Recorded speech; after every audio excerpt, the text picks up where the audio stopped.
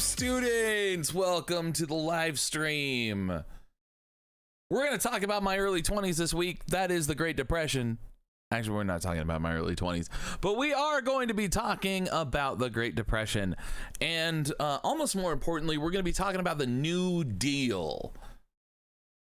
It's a watershed moment in American history, and we'll talk about it. Let's do a couple things first. Number one, I have had an awful lot of coffee. So if I start talking too fast, I apologize. I'm just a little bit hopped up on caffeine.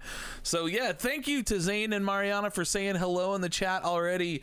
If you haven't said hello yet, say hello. I definitely want to know that you're here. And you know, just because it makes me feel good on a Tuesday morning to know that my students are here and hanging out with me for a little bit. Good morning, Soraya. Oh my God, it's Tuesday. How is it Tuesday? I want it to be Saturday. Kind of. Good morning, Sheena. Glad you're here. Let's do some announcements real quick, because I haven't made the intro video yet because I'm busy as hell and I wish I wasn't. Next week is spring break. Thank God, right? Finally, spring break is here. It's amazing. I'm so ready to just like chill out for a little bit and catch up on some work without having like new stuff added. Oh man. So next week, because it's spring break, we're not going to be having a live stream. That's your time. That's my time. We're going to we're going to chill. It'll be your time to, you know, use it as you will. If you need to catch up on work, catch up on work. I may get us open up the week 9, maybe towards the end of the week if you want to get an early start. But the whole goal of spring break, to be completely honest with you, is if you can help it, I don't want you to work on my class. If you can help it, like if you have to catch up on some stuff and whatnot, like, you know, you got to do what you got to do. But if you can take a break and use that week to just chill out and recharge and not do Zoom calls or live streams or whatever, like that's what I want you to do. Good morning, Andrea. I'm so glad you're here. So you just need to just, you know, chill out and relax. That's the goal. If you can. I mean, if you got work to do, you got work to do. Or if you need to pick an extra shift up at work to get a little of that extra money, you know, you got to do what you got to do. But I want you to put my class out of your mind just for a week. And then we'll come back. We'll hit those last 8 weeks hard. You know, not any harder than we're doing already. If I'm completely honest with you, I think the first half of the class is way harder than the second half of the class, but that's between you, me, and this live stream. It's, you know, there's demands on your time and your intellectual effort, but you know, we've by the time we get to week 10, you've written your second major paper. Then it's really all downhill from there. This week you have your primary source reflection. That's the last one you write for me this semester. So there'll be no more of those. There'll be, you know, discussion posts and quizzes and primary source guides every week, but the reflections are essentially over after this week, as I figure the whole goal here is to kind of build you up and to get you confident in using primary sources. And you know, by the time we're to week 10 and you've written your second major paper, we've got 5 weeks of the class left essentially. And you know, there's some other skills that I want you to try your hand at, with, you know, keeping one eye on the primary sources still anyway. You can look at the syllabus for details. So when we come back, and just to entice you back after spring break, the first thing that we take care of right after spring break is World War II, which I know everyone's excited about. I think, in reading your reflection discussions, like how things are going, and I think I said this last week, like World War II is kind of like, if we're talking about the greatest hits of History 1302, like the headliner, the one that goes on the marquee is World War II. Everyone gets really excited about that one. We'll talk a little bit more about why I think that's the case next week. So that's basically what I wanted to tell you. You'll be able to start registering for the fall semester relatively soon. I can't remember the exact date, and my wife is probably yelling it at me right now, but my headphones are on and I can't hear what she says, so I can't relay that information to you. But in any case, what you'll notice when the time comes, and I'll remind you of this after spring break. Oh, she just texted it to me because she's the smartest person in this house. It's April 1st. April 1st is when you can start registering. So about a month from now. When you're able to register, what you'll notice is that there will be some options for face-to-face classes. And if you don't know this, let me be the first to tell you, the EPCC Board of Trustees, the people who make the final decisions about what happens at our college, have decided that we are going to come back in a limited capacity in the fall. So right now they're calling that a 50-50 split. That means that half of our classes will be offered online only, and half of our classes will have some kind of face-to-face component. What that face-to-face component looks like right now, we're still trying to figure out. There's a model in the biz called high flex, where you come in once a week sort of thing. And I think that's what people are thinking at this point. Kind of like what we do now with a live stream, except instead of coming on your computer, you would come to a classroom and we would have these conversations, maybe a bit more formally. There certainly wouldn't be a drum set behind me and TV and video games everywhere, because it wouldn't be in my home office, but whatever. So that's coming. That could all change. And remember, the governor is ultimately in charge of the state of Texas, and we are a state agency. So the governor could say, via executive order, you're open, you need to go back to normal, which normal for EPCC means somewhere around 90% of the classes are offered face-to-face and about 10% are online, somewhere in there.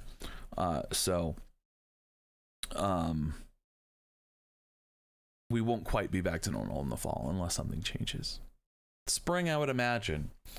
As the vaccine, especially as the vaccine becomes more and more available. I got my first shot yesterday. I am happy to report. Pretty excited. My arm's a little sore this morning. But, you got to get that Fauci ouchie, as they say, lols.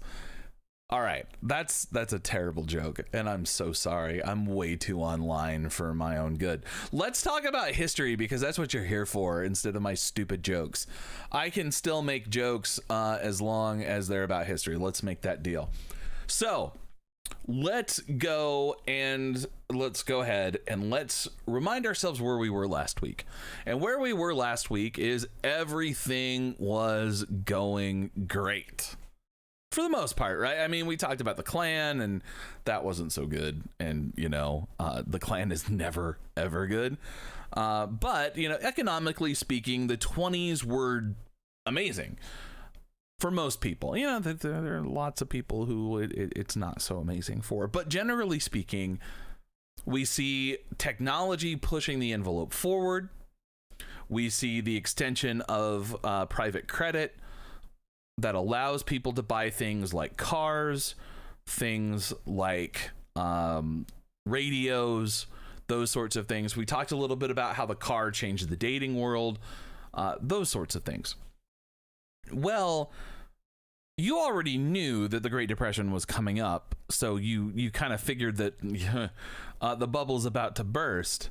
But if you weren't completely aware, let's talk about how that bubble burst. Towards the end of the 1920s, things start to sour. And what I want to be really, really clear about is that we tend to think of the Great Depression as being a function of the stock market crash in 1929. I think that's what everybody kind of goes to. And the thing about it is that was maybe the nail in the coffin, but the writing was on the wall. What we know is that in the 20s, in this world of fast-paced consumerism, etc., there were a lot of people who were trying to get rich quick. And some of the ways in which people tried to get rich quick was through the stock market. Okay, it's like the GameStop thing from a couple weeks ago, except it's worse, way worse. And what was happening is that people all of a sudden now have this private credit, right? They can buy their radios, they can buy their car. It's great. They figure, why don't I try to do something a little cheeky?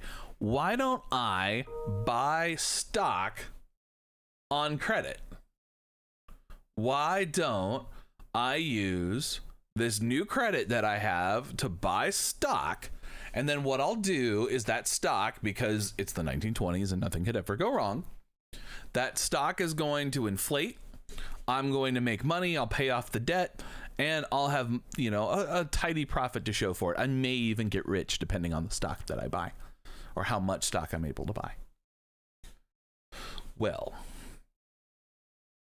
that's not so good, right?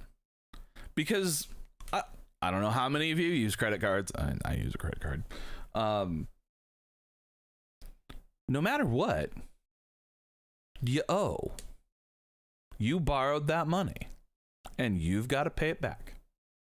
So, if the stock market all of a sudden takes a shit, you're stuck, man. You got to pay back that debt you took out. And now you've got nothing to show for it. If you take out a car loan, at least you got a car. But if you buy stock and that stock tanks, then you've just got worthless paper.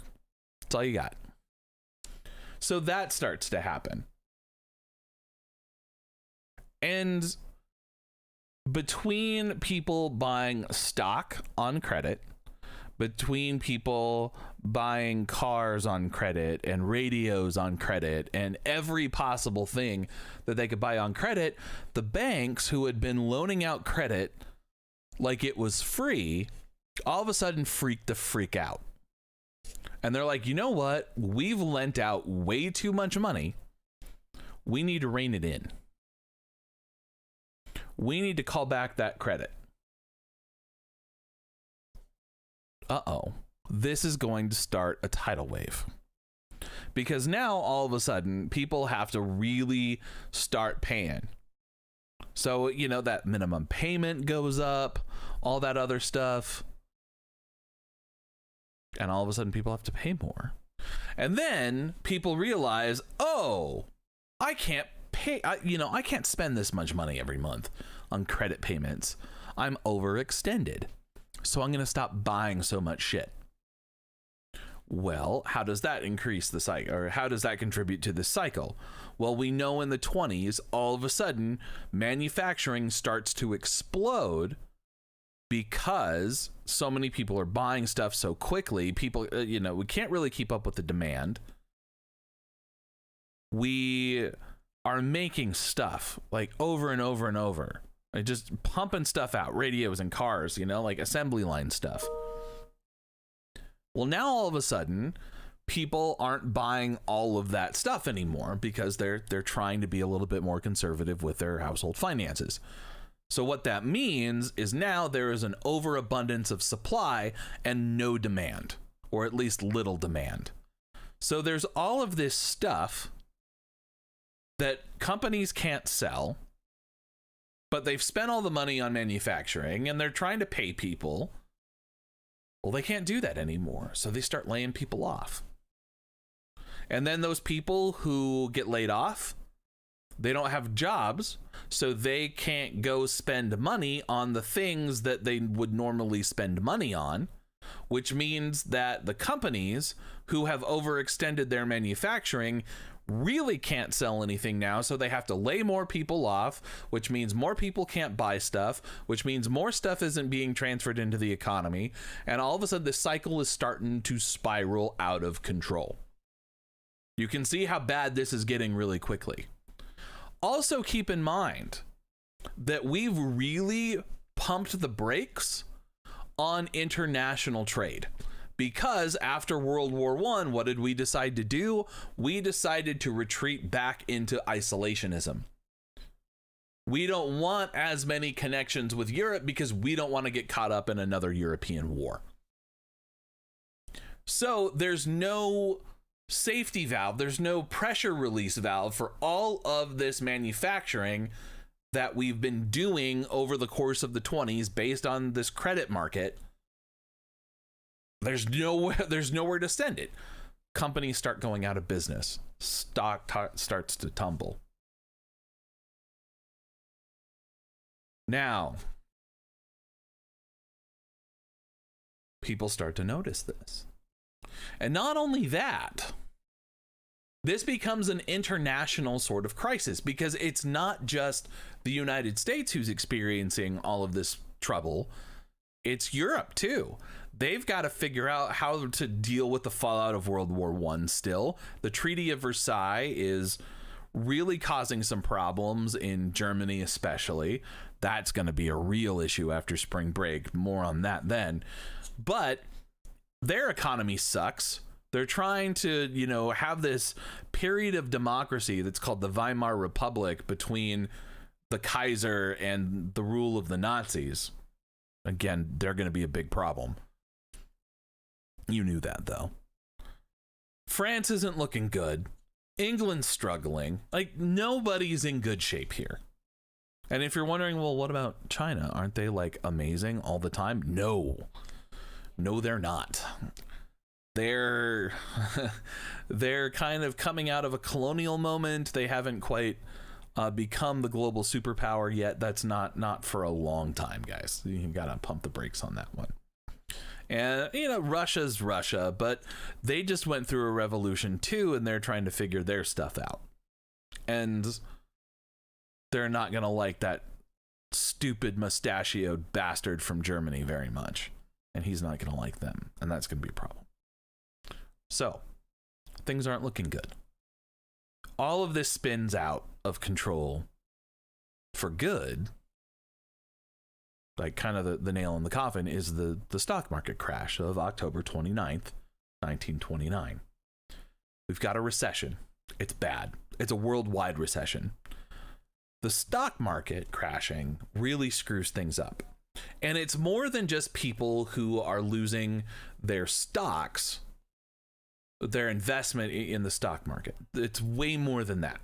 So let's parse this out a little bit. Number one. Oh, wow. Did you hear me go through puberty again there real quick? That was hilarious. In any case, the stock market starts to take a tumble. And people, the stock market, we want to pretend like the economy, especially the stock market, is something rational and logical and only obeys reason. And the people who invest in the stock market are kind of like these emotionless wizards who, they have no fear, they have no remorse, whatever. That's bullshit. The stock market is as emotional as anything else. It's like men, right? Men tell you, oh, I'm not emotional at all. I'm logical. And I just, I'm the most reasonable person who's ever been a person. And then you find out, he's super emotional. He gets really upset if his, cheese isn't melted the right way. I kind of speak from experience here, being a man and being a bit emotional. Anyway, so the stock market's like that, right? It's just okay, when people panic and people freak the F out, bad things happen. And that's exactly what happens on October 29th. People freak out and they start selling stocks. And as a result, the value of stock plummets. It just absolutely disappears. We're talking about, in 1 week, the value of the stock market going from $87 billion down to $55 billion. In 1 week, $32 billion, poof. I can't imagine losing $32. That's a dinner out, man. But $32 billion freaking dollars just gone. Vanished into thin air. Good Lord. By the end of the year, so just 2 months, okay, because November, December, the stock market loses 50% of its value. Just poof, gone. No more money. To put this in comparison, when we look at the financial crisis of 2009, 2008, 2009, kind of the last, we're in a recession now, and we don't know what it all means at this point, because we're trying to figure that out. But the Great Recession, 2008, 2009, the stock market lost a third, just 1/3 of its value. In the Great Depression, it's a full half. Now, this is already bad, okay? Because all of that money is coming out of the economy. All of that money is being deinvested from businesses. All these people have lost their jobs, and there's no job to get. But here's where the real shitty situation comes in. If you bank, which all of us do, we essentially sign our money over to that bank. And we say, you can do with it what you want to, so long as I can get my money at any time. So as long as there's a balance that matches the money that I've put in and have taken out and put back in, etc., you can do with my money whatever you want. And banks, they have to make money somehow, right? I mean, it's not just late fees and all that. I mean, it's those things too. But what banks do is they invest your money for themselves. That's how they make their money. Back in the 20s, there was nothing to protect you from banks making bad investments. So if a bank invested the money that it was holding on to, that is your money, in a bad stock, that stock market tanks, the bank goes out of business, you're SOL. Your money's gone. There's nothing you can do about it. In the 20s, it's different now. And the New Deal is part of the reason why. We'll get there. So, back on October 29th, 1929, and then kind of going into the rest of the year, all of that money that has disappeared from the stock market, a lot of that represented the personal savings of average Americans. So they wake up one morning and they have, a nice little savings account, a good nest egg of stuff, of money for retirement, for a rainy day, whatever. They've been responsible people. And they wake up one morning and it's gone. Just poof. Disappeared like it was never there. Could you imagine what that feels like? And have no recourse. There's no one that they can go to and be like, okay, the bank screwed up. This was the bank's fault. I didn't touch this money, whatever. There's no recourse for you. Your money is gone and you're just SOL. Hat in hand, nothing you can do about it. Could you imagine? I can't. Dude, I lose like a $5 bill out of my wallet and I'm mad for a week. Let alone watching my savings account go from like let's just, I don't have $20,000 in the bank. I wish I did. But let's say $20,000 when I go to bed, and when I wake up, I have nothing in there. I can't imagine what that'd be like. Thank goodness we have protection now. We'll talk about that in a second.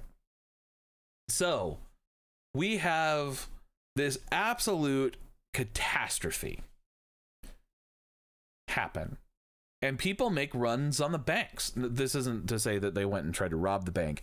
What they tried to do is they tried to get their money out of the bank as quickly as possible so that their money wouldn't disappear overnight. Poof. None of that. So people run on the bank, they try to get all their money out, and the banks are freaking out because, again, that's how they use your money to help them make a profit while they take care of it and manage it for you, whatever. And all of a sudden they have no money, they can't invest anything, and they're going to have to close. They can't stay in business. So this is a bad situation. Eventually somebody's going to have to come in and be like, let's chill out on that a little bit. But for now, the president of the United States, Herbert Hoover, is just like, I don't know what I'm gonna do. I'm a free market capitalist, and well, this is just the way things go sometimes. I'm not gonna do much at all. He tries to do a few things, but they're minor. They don't really do much. To say the least. He doesn't want to play around in the market. That's what his political philosophy is all about. So other things happen, and you can read about things like the bonus army in the textbook. That's a real shitty situation where we have World War veterans who were promised a bonus but need it early because, hello, Great Depression. And they essentially do an Occupy Wall Street sort of thing and kind of camp out and do all this other stuff. And then the current army comes in and beats the shit out of them, led by guys like Douglas MacArthur and Dwight Eisenhower, the heroes of World War II. Yeah, they're at the lead charge of this. It's not pretty. So clearly, Americans are freaking out. It's bad. It's real bad. So in 1932, Herbert Hoover is running for a re-election, and he's up against a Roosevelt. He's up against Franklin Delano Roosevelt, who was the governor of New York. Hoover's the Republican, FDR is the Democrat. In 1932, Americans decide Hoover and his free market Republican politics are not what the country needs at this moment. Let's try something different. And they go in a different direction. They go with FDR. FDR is going to be president for a long time. He wins 4 consecutive terms. He only serves 3 and a bit of the 4th because he dies in that 4th term. But he is going to lead America through its darkest time, through the Great Depression and through World War II. And maybe that's not the darkest time anymore, but it's not the prettiest part of American history. And let's be clear, let's not turn FDR into a hero completely, because there are some things that we are going to have to talk about, particularly Japanese internment. We'll talk about that in the World War II live stream. But suffice it to say for now, when people ask me, who is your favorite president of all time? Because this is a question that American historians get asked constantly. I don't understand. It's funny to me. As somebody who was trained as a medievalist, nobody asks me who my favorite pope was or who my favorite king was. But if you're an American historian, you get asked who's your favorite president. And usually I want to say FDR. I usually want to say that. And then the thing that stops me is Japanese internment. Because it's like this glaring, horrid thing that you really can't look past. So Siri wanted to join in. I usually just kind of, I'm like, John Quincy Adams is usually my answer now. Anyway, take History 1301 for my justification on that, I suppose. But you probably already did. Anyway, so FDR comes in, and FDR's job is to restore the confidence of the American people. That's really his job. He's got a lot of economic problems to fix, absolutely. But most importantly, he has to restore the confidence of the American people. Think about how important confidence is. And if you listen to FDR's first fireside chat, which I recommend that you do or read it, he says that confidence is more important and more valuable than gold. And I think he's right. And the reason why I think he's right is because a little bit of confidence in the American public goes a long, long way. Think about the moment that we're in right now. And think about how just a few months ago, how hopeless it all seemed. Okay, think back to October. When we're 7 months into this thing, we've got the nastiest presidential election in American history going on, and I'll go ahead and call it that. There's some other contenders. 2016 was nasty too. 1828 for that matter was really nasty.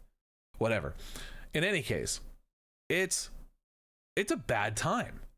And think about how pessimistic people were feeling. I know I was feeling cynical, a bit pessimistic, like we're never going to be done with this. You know, there's these moments of despair. And think about it in terms of the Great Depression and how people must have felt at that time. You know, like this is a hard thing to go through. Let's not minimize it. But compared to the Great Depression, man, like, I don't know. There's some really interesting parallels. Like, you know, I was about to say people were standing in line for food during the Great Depression. Well, people are standing in line for food now.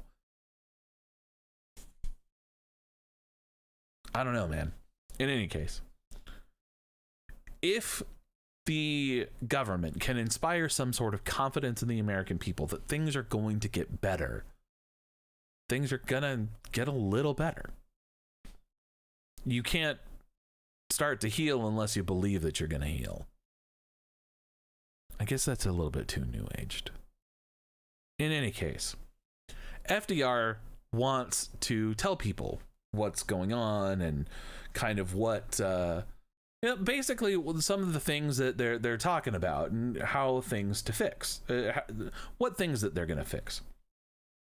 One of the things that they do right away, as soon as FDR takes office, within his first 100 days, is he goes on the airwaves for this first fireside chat and he announces the Glass-Steagall Act.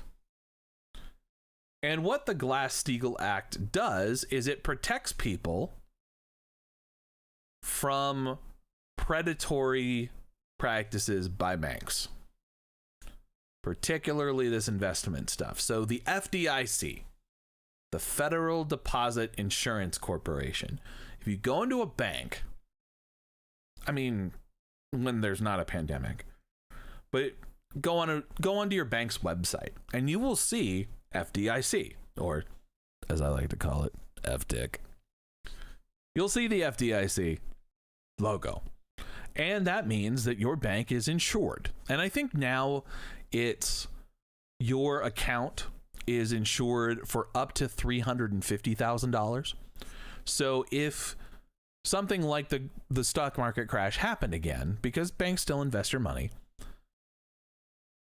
the government guarantees you that if you lost that money because of the bank and their practices, you're going to get up to $350,000 back. So for people like us, who don't, generally speaking, have more than $350,000 ever. Like, man, I'm lucky to have $350 free, that's not going to some bill. This takes care of people like us. And for people who have a whole lot of money, this is why you don't keep all of that cash in one place. You open several different accounts. It's what you're supposed to do anyway. So I hear. I'm never going to have that much money. But in any case, the FDIC helps you protect yourself. So through no fault of your own, a bank screws up and loses your money, you're insured for that. It's what it does. Thank goodness, right? The FDIC is still around. The Glass-Steagall Act was actually repealed, and people are trying to get it put back. We'll talk a little bit about this kind of oscillation between free market and progressive politics, because that's going to be the fight in this country all the way up until this current moment. And if you pay attention to the news, which I hope you do, you will know that over the weekend, the U.S. Congress passed another COVID relief bill. They're spending $1.9 trillion. It's a lot of money. It's an awful lot of money. I can't imagine how much money that is. Like, I can't imagine seeing that money stacked up in a room. That's what I'm trying to say. And there were, prior to the election, the talk of the Congress, which was controlled by the Republican Party, at least the Senate was, prior to the 2020 election, was we're going to have a small package, may not get stimulus checks. There might be stimulus checks, and they kind of waffled on that. It's probably why Donald Trump lost the election in some cases, because it wasn't an explicit thing that the whole party was behind. That's for political scientists to figure out. But in any case, the difference between that smaller coronavirus aid package and this larger one has a lot to do with the philosophies of government, where the Republican Party wants the smallest government possible and the least government interference possible, at least in terms of the economy. The Democratic Party is more on that kind of progressive side, where it's like, okay, the government should regulate, the government should get involved. This is what the government can, should, and will do. That's kind of what's going on here back in the Great Depression, 100 years ago. And FDR clearly represents that new kind of way of thinking about things. Okay, Herbert Hoover wouldn't have done something like the Glass-Steagall Act. No way. That's not what he does. He would not think of the FDIC. He would not think of anything like that. He would think, let's just let the market take care of itself. We'll do things here and there, make sure interest rates stay low, and that sort of thing. But for the most part, we're going to be hands off. The market will fix itself.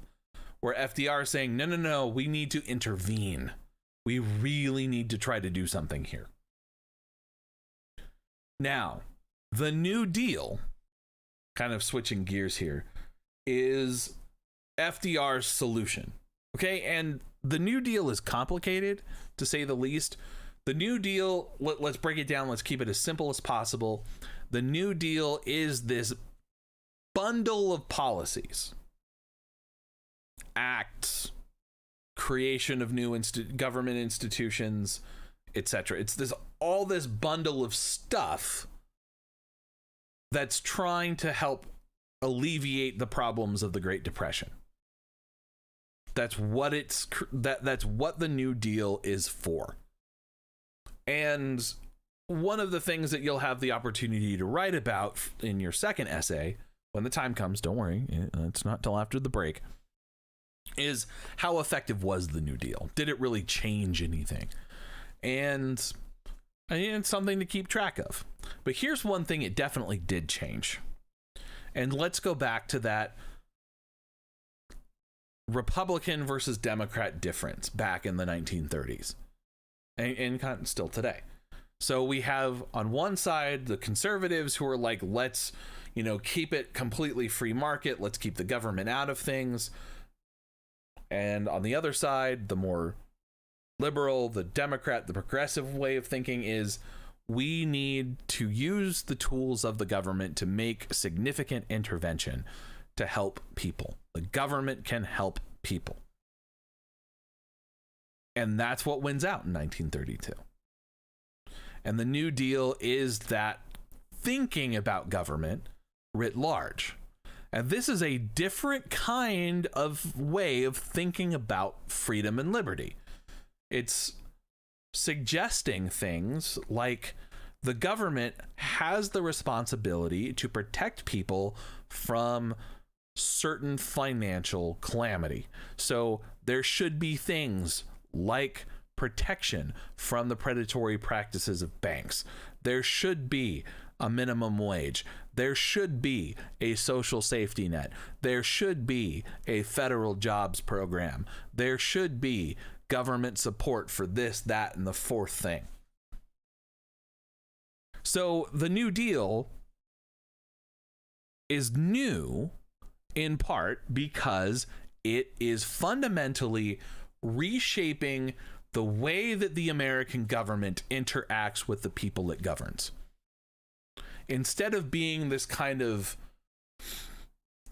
amorphous, kind of aloof thing that kind of floats out there in the ether, now it's going to be active. And it's going to do things that's going to try to bring about good, productive, and helpful change for people. Now, you can have a blistering argument with economists about whether or not this is the correct way of thinking about things. Some of them will say, yes, it is. Some of them will say, no, it is not. And there's no correct answer. There's ways that sure seem better than others, but, you need to decide that.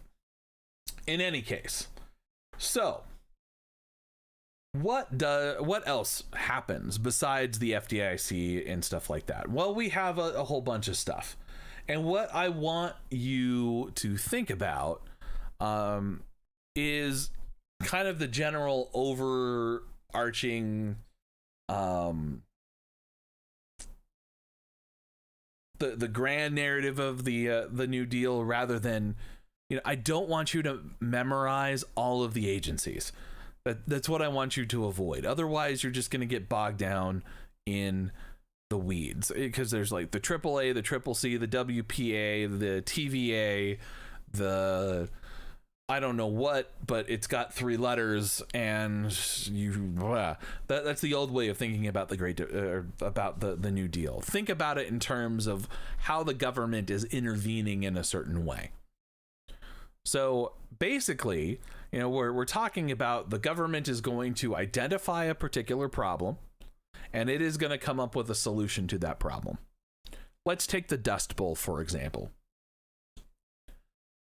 What is the problem? Well, there is a whole bunch of dust in the air because there wasn't enough moisture on the topsoil, blah, blah, blah. We can get in that, but read the textbook for it. Well, how can we stop this dust from flying around? How can we protect the crops from getting all this dust on the fields and ruining the soil, etc.? Well, why don't we plant a bunch of trees? And you might be thinking, what? Trees? Drive to Houston, Austin, Dallas, whatever. Drive to East Texas in a non-pandemic. Follow me on this example. And you may have done this drive several times. I have. And you will see these random lines of trees just kind of out there. Okay, they're like pine trees, and there's just, you look out in the middle of the plains, and there's just this perfect line of trees. Well, those trees were planted to help stop the dust. Now, they might be trees that were planted during the era of the New Deal. They might have been planted later. But the idea is the government is going to go and plant a bunch of these trees so that the dust can keep off these fields. So the farmers can't afford it themselves. This needs to happen because if we don't have farmers producing food, then people aren't going to be able to eat, and then we're going to have people die. So the government is going to come in. We're going to plant trees. We're going to stop the dust. This is one way of doing it, okay? It's not the only way. It's just one way that they did it. It's just a really easy, accessible example. Drive down the road here to San Eli, to Fabens, to Tornillo, to even out to like Sierra Blanca, Fort Hancock, etc. You'll see lines of trees like that. I worked in Fabens for a couple years, and there are trees in Fabens that are just kind of lined up like that. And even around the football field where Fabens High School plays their football games, and there's trees surrounding all of that, in part to kind of keep the dust out. And it's a good thing because it can get windy, really windy out there.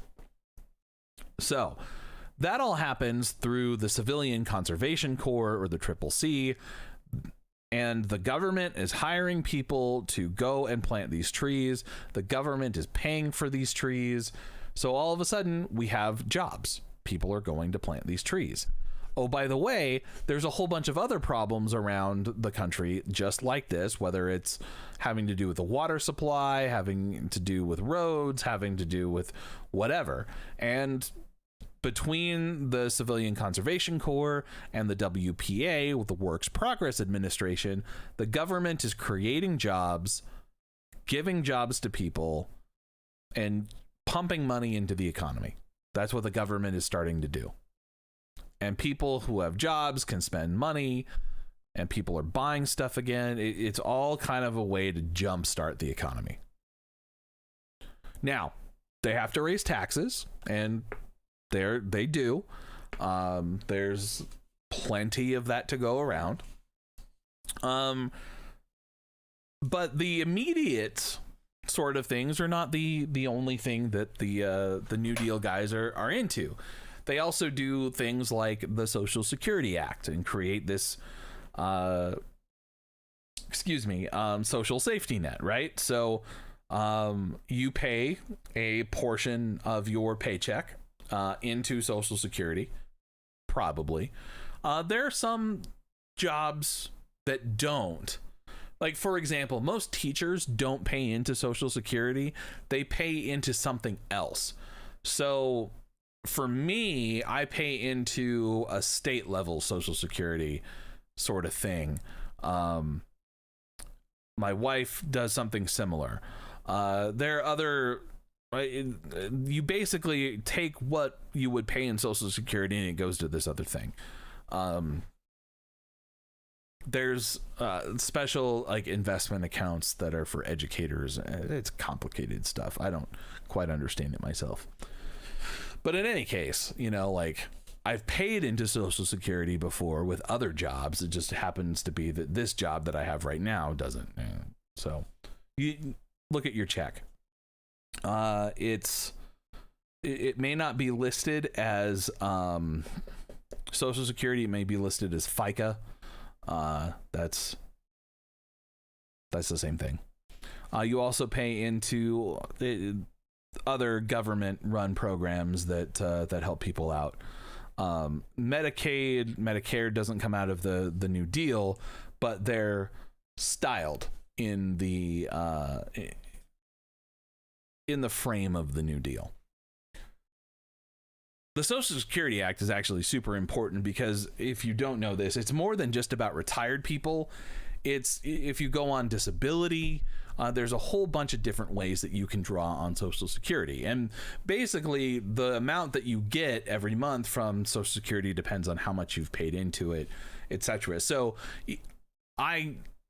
when I retire, which will probably be never, because I can't imagine not working.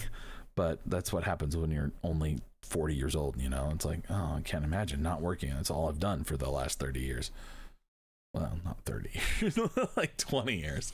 All right. So, like I won't be able to draw a big chunk out of Social Security because I haven't paid that much into it.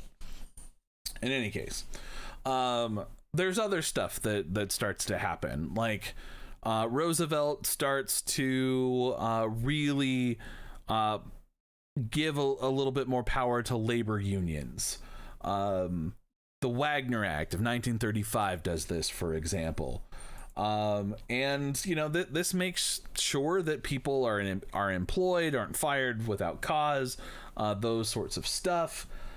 So basically, when we get down to it, what FDR is trying to do is, you could call it socialism. You could call it that. But I don't think that's what FDR really believes in. I think what FDR is trying to do is he's trying to fix capitalism. He notices there are places within the capitalist system that are broken, and he and his administration are trying to repair those things to make capitalism work again. Because let's be honest, we could have gone down a completely different road. Socialism was a thing, communism was a thing at the time. Russia had their revolution. Communism is starting to spread, and there was a Communist Party of the United States. We'll meet them during the Cold War. Don't worry. They're still around, by the way. You can vote for communists. And I don't mean the communists that Fox News talks about. They just mean Democrats.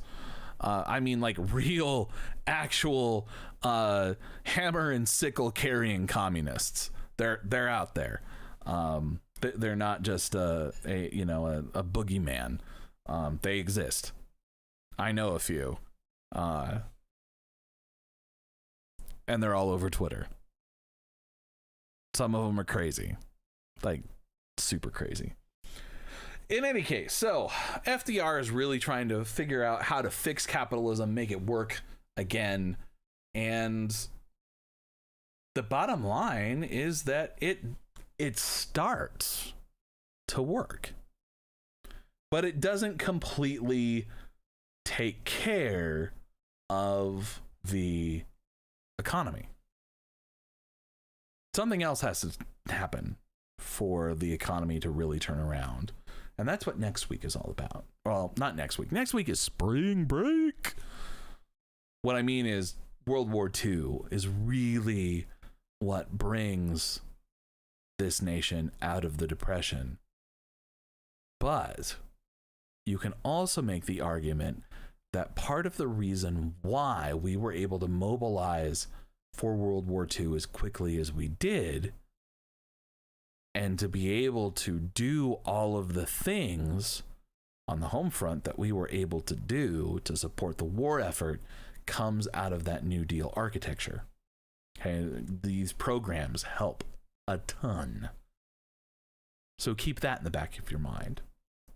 Another question you should ask, and I'm going to ask you, is how did the New Deal play out for minorities? And here, for some, it's great. For some, it's not. For African Americans, the New Deal breaks a lot of promises, particularly about employment. Most of the jobs that come from like the WPA, the CCC, go to white folks. Read W.E.B. Du Bois on this week, and he'll tell you all about it. This is despite black people voting almost overwhelmingly for Democrat after they had been voting almost overwhelmingly for Republicans. And you can read about that a little bit in the textbook. And there were people, of course, who thought that FDR didn't go far enough. And you can read about Huey Long, or the Kingfish, in one of the sections of the textbook this week. He's a fascinating character, to say the very, very least. And you should take some joy in reading about him. All right, so it is 11:55. I've talked for these whole 55 minutes. as usual. So I'm going to shut up for a minute. If you have any questions that you want to throw in the chat, throw them in the chat now. This would be a great time. And I'll just be quiet and see if any questions roll in. And I'm going to drink some coffee.